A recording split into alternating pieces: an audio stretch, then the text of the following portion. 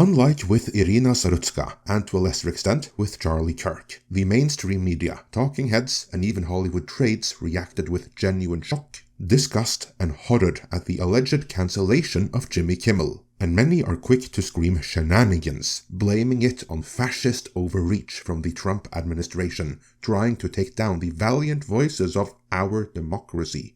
But is that what's really going on here, or is there more to it? Let's find out. And if you're looking for real movies, perhaps you're in for a treat. New movies come out over the next 5 years. And it's opened in all major markets. There's been out 10 weeks already. And in that time, it has only managed to go this.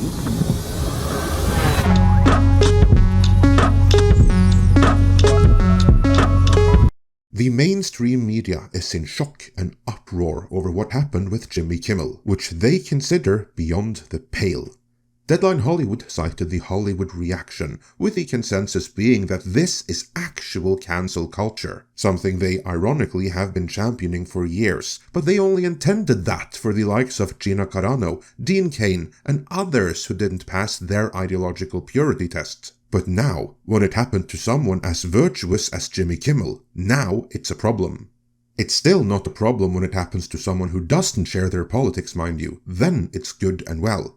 For instance, here's how Kimmel himself reacted to the firing of Tucker Carlson, a news anchor whose party allegiance differs from that of himself and, for our purposes, the rest of the Hollywood bubble. Fox News has severed bow ties with Tucker Carlson. After all these years, they are parting ways, which means he was fired. I mean, that's really what parting ways means.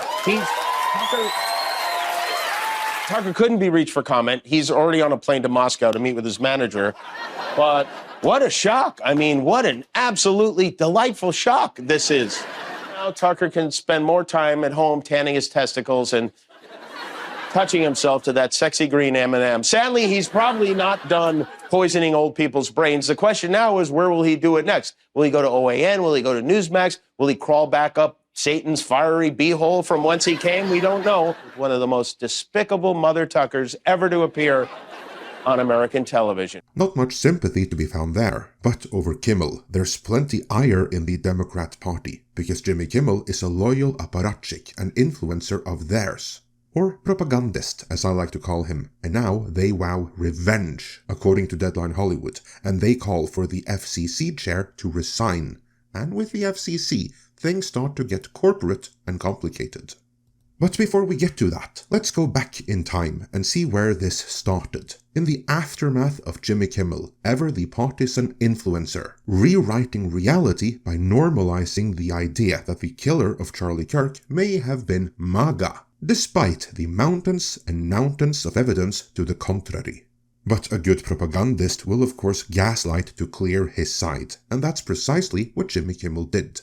And so, following his rewrite of reality, on Wednesday afternoon, September 17th, it was announced that Nexstar Media, a large media group consisting of several stations, including around 30 ABC affiliates, 3 of which are in New York alone, would be preempting Jimmy Kimmel Live for the indefinite future. For those new to the term, preempting means that rather than wait for him to say something else abhorrent, offensive, and possibly illegal, which they have every reason to think that he will, and then deal with the blowback after he's spoken out of turn, they'll simply save themselves the hassle and take him off air up front on the outlets they control. And Nexstar weren't the only ones doing this. Sinclair Broadcast Group, the second largest television station operator, and the one where the management has a known conservative bent, followed suit with Nexstar. And they took it a step further, demanding that Kimmel himself donate to Charlie Kirk's interests in penance, and they even called on the FCC to look into the situation, and as we're about to see, with good reason. Business Wire did a write-up on this, which reads, Sinclair, the nation's largest ABC affiliate group, objects to recent comments made by Mr. Kimmel concerning the assassination of Charlie Kirk. Mr. Kimmel's remarks were inappropriate and deeply insensitive at a critical moment for our country, said Vice Chairman Jason Smith. We believe broadcasters have a responsibility to educate and elevate respectful, constructive dialogue in our communities. We appreciate FCC Chairman Carr's remarks today, and this incident highlights the critical need for the FCC to take immediate regulatory action to address control held over local broadcasters by the big national networks. As for why calling on the FCC makes sense here, it should be noted that cable networks like CNN and Fox News are regulated differently than over-the-air broadcast networks like ABC, NBC, CBS, and others. The rules are not less strict, but more strict, and some of the things that Jimmy said could potentially break some laws. Now, the right to freedom of speech does cover a lot of ground. Anyone can shout almost anything they want into the clouds. But there are some limits on broadcast radio and television. If someone on network TV knowingly misrepresents or falsifies news, that could arguably cause public harm, which is illegal.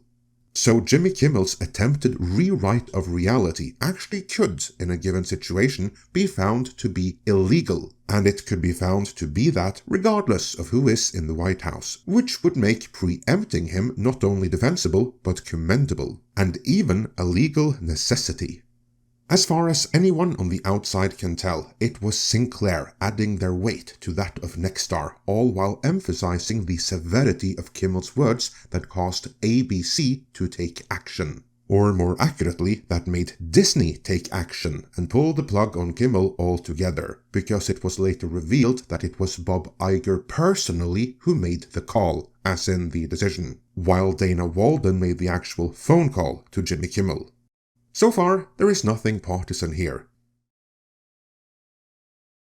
Deadline Hollywood did a write-up on this, which reads, just hours before Kimmel was set to start filming tonight's show, Disney's top TV executive had a thoughtful conversation with the comedian, per sources. This came after the decision was made by Walden and CEO Iger. Both sides were very businesslike and polite, one source said. Walden and Iger made the decision to preempt Jimmy Kimmel Live indefinitely to tamp down controversy after FCC Chairman Brendan Carr called Kimmel's comments about Charlie Kirk's killer some of the sickest conduct possible. Kimmel made it clear he was unwilling to apologize for his remarks, according to insiders, and was going to directly focus on President Trump's most fervent supporters, who have been in uproar since Monday night when Kimmel said the MAGA gang desperately is trying to characterize this kid who murdered Charlie Kirk as anything other than one of them, and with everything they can to score political points from it. We hear he was planning to call out some of these supporters, while clarifying his comments. It's unclear exactly which comments were considered inflammatory, but sources say the phrase, one of them, has been taken out of context. Disney felt that if he had doubled down, the company would have been forced to make a more drastic decision on Jimmy Kimmel Live's future instead of the announced preemption, sources said. That seems pretty straightforward, doesn't it? Being a good Democrat apparatchik, Kimmel did his influencing job a bit too well, potentially breaking broadcast regulations, so he was taken down before he made Disney, Sinclair, Nexstar, or anyone else liable in the process. And besides, it's not permanent. They can, in principle, bring him back tomorrow.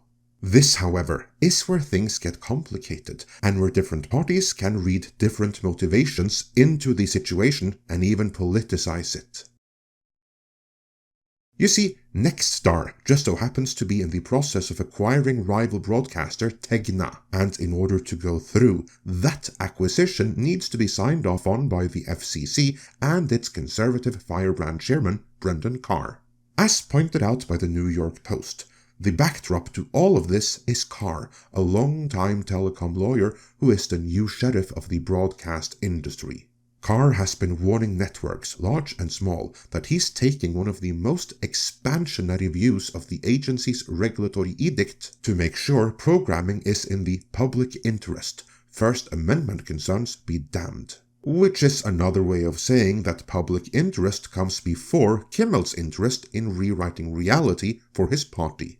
This write-up continues. Carr's impact has been nothing short of dramatic. Paramount settled a suit with President Trump over CBS' controversial interview with Kamala Harris during the 2024 campaign, fearing the FCC wouldn't approve its $8 billion sale to independent studio Skydance. It also cancelled the late-night show for the money-losing and politically charged comic Stephen Colbert. Other broadcast networks have been settling various lawsuits with Trump. ABC forking over $16 million to settle a suit with the president over comments made by news host George Stephanopoulos to stay on Carr's good side. This then, as we saw in the beginning of this video, is why so many of Kimmel's ideological peers argue that Trump is really behind this. Because Carr, in upholding regulations that were in place even under Biden, is allegedly doing Trump's bidding. This is why Democrats want an investigation and Carr's head on a platter. For how dare he enforce the rules when doing so doesn't benefit the "our democracy" crowd. Could they be right though? Is this really a fascist overreach by Trump? I'd love to hear your thoughts on that, but I would also like to highlight what Valiant Renegade said on X. If the real problem was actually the FCC, then why pull Kimmel's entire show? Disney could have said, go out and apologize, and that would be that. This has happened on The View several times in fact. But Disney could also make Jimmy Kimmel a Hulu streaming exclusive show tonight if they wanted to. No FCC there. No local broadcast affiliates either. Come on Disney, tell us the truth. You were losing your ass on Jimmy Kimmel, and Sinclair and Nexstar gave you the perfect get-out-of-jail card. Is Valiant Renegade right about this? Is that the real reason why Iger was so quick to shit-can Jimmy Kimmel? Or is it Trump, or did Kimmel simply step out of line? What do you think is going on here? Let me know in the comments, and before you go, please like this video and hit subscribe if you haven't already.